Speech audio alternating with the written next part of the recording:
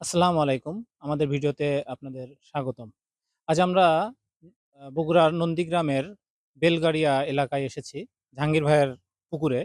উনি আমাদের একটি পুষা বিয়ারেটর নিয়েছেন ২ মাস আগে। তো পুষা বিয়ারেটর সম্পর্কে আমরা আজকে একটু আপনাদের সামনে তুলে ধরবো। পুষা বিয়ারেটরের বৈশিষ্ট্য কি? এটি কত ঘোড়া মোটর বা কি অবস্থা? পুষা বিয়ারেটর এটিতে আপনার ২ ঘোড়া মোটর থাকে। ১ ঘোড়াও হয়। ২ ঘোড়া মোটর আপনি ১ একর পুকুরে ব্যবহার করতে পারবেন। ১ ঘোড়া মোটর আপনি ৫০ থেকে ৬০% পুকুরে ব্যবহার করতে পারবেন। তো আপনি যদি ২ ঘোড়া মোটর ১ একর বা ১০০% জায়গায় ব্যবহার করেন, আপনি দ্বিগুণ ঘনত্বে মাছ চাষ করতে পারবেন।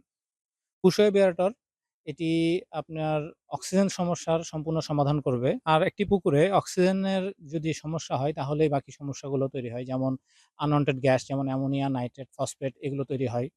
তারপরে মাছ খাবার ঠিকমতো খাবে না। মাছের শ্বাসকষ্টে ভুগতে পারে, অন্যান্য রোগ ব্যাধি বাড়তে পারে। আর পুকুরে যদি মাছের অক্সিজেনটা ঠিকমতো আপনার থাকে তাহলে কিন্তু মাছ খাবার ঠিকমতো খাবে, মাছ ছোটাছুটি ঠিকমতো করবে, মাছ সঠিক সময়ে মার্কেটেবল সাইজে আসবে। তো এই কারণেই আ অক্সিজেন সমস্যার সমাধানের জন্য সবচেয়ে সর্বোত্তম উপায় হলো এয়ারেটর ব্যবহার।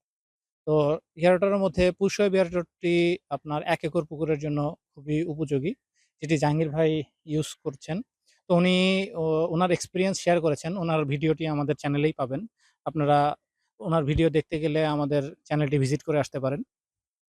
তো এখন বলে রাখি যে আপনি পুশওয়েব এয়ারেটর ব্যবহার করবেন। ব্যবহার করার ফলে আপনার কি সতর্কতা এখানে আপনাকে মেইনটেইন করতে হবে। পুশওয়েব এয়ারেটর আ নরমালি আপনি যখন পুশওয়েব এয়ারেটরটি পানিতে থাকবে, পানিতে থাকা অবস্থায় আপনি কখনোই বিদ্যুৎ সংযোগ দিবেন না। পানিতে পানি থেকে সবাই উঠে তারপরে বিদ্যুৎ সংযোগ দিবেন। কারণ কোনো কারণে যদি মোটরটি বিদ্যুতের সংস্পর্শে চলে আসে তাহলে কিন্তু আপনি পানিতে কারেন্ট হয়ে যেতে পারে এবং তারটি অবশ্যই বাঁশ দিয়ে উঁচু করে দিতে হবে। যে অনেকে আমরা দেখি যে পানিতে তার ফেলে রাখা, তারের উপরে কভার থাকে বলে তারের উপর কভার আছে কোনো যেকোনো সময় যেহেতু এটি রোদে থাকে, বৃষ্টিতে থাকে, ঝড়ের মধ্যে থাকে, যেকোনো সময় তার শক্ত হয়ে ফেটে যেতে পারে। সেখানে লিকেজ তৈরি হতে পারে এবং এর এর ফলে যেকোনো একটি দুর্ঘটনা ঘটে যেতে পারে। আপনাদের এই সতর্কতাটি অবশ্যই অবলম্বন করতে হবে। আরেকটি সতর্কতা অবলম্বন করতে হবে। আপনি যদি একটি এয়ারটেল থেকে সার্ভিস বেশি পেতে চান, এটি আমাদের থেকেই নেন বা যাদের থেকেই নেন, আপনি এখানে যে গিয়ার অয়েলটি ব্যবহার করতে হবে সেটি ভালো মানের গিয়ার অয়েল ব্যবহার করতে হবে। আপনাকে এখানে বিদ্যুতের ভোল্টেজ ভালো দিতে হবে। তো ভোল্টেজ ভালো দেওয়ার ১ম শর্ত হলো যে ভালো তার ব্যবহার করা। আমরা সাজেস্ট করি ২২-৬০ তার বা 3 RM এর তার আপনি ব্যবহার করবেন আপনার এয়ারটেলের সাথে। তাহলে আপনি ভালো ভোল্টেজ পাবেন। নরমালি 220 ভোল্টের কাছাকাছি ভোল্ট থাকে যাতে আপনার এয়ারটেল চলার সময়। তাহলে আপনি এয়ারটেলের সার্ভিস ভালো পাবেন এবং দীর্ঘদিন পাবেন। তো আশা করি এই ভিডিওটি আপনাদের জন্য উপকারে আসবে। ভিডিও সম্পর্কে যদি বা এয়ারটেল সম্পর্কে আরো বিস্তারিত জানার থাকে তাহলে অবশ্যই স্ক্রিনে যে নাম্বারগুলো দেওয়া থাকবে সেগুলোতে আপনারা কল দিবেন। আর ১ম নাম্বারে WhatsApp দেওয়া আছে, WhatsApp নাম্বার দেওয়া আছে। WhatsApp এ আপনারা মেসেজ দিয়ে রাখবেন।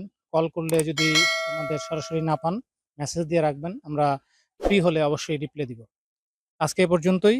আসসালামু আলাইকুম। আল্লাহ হাফেজ।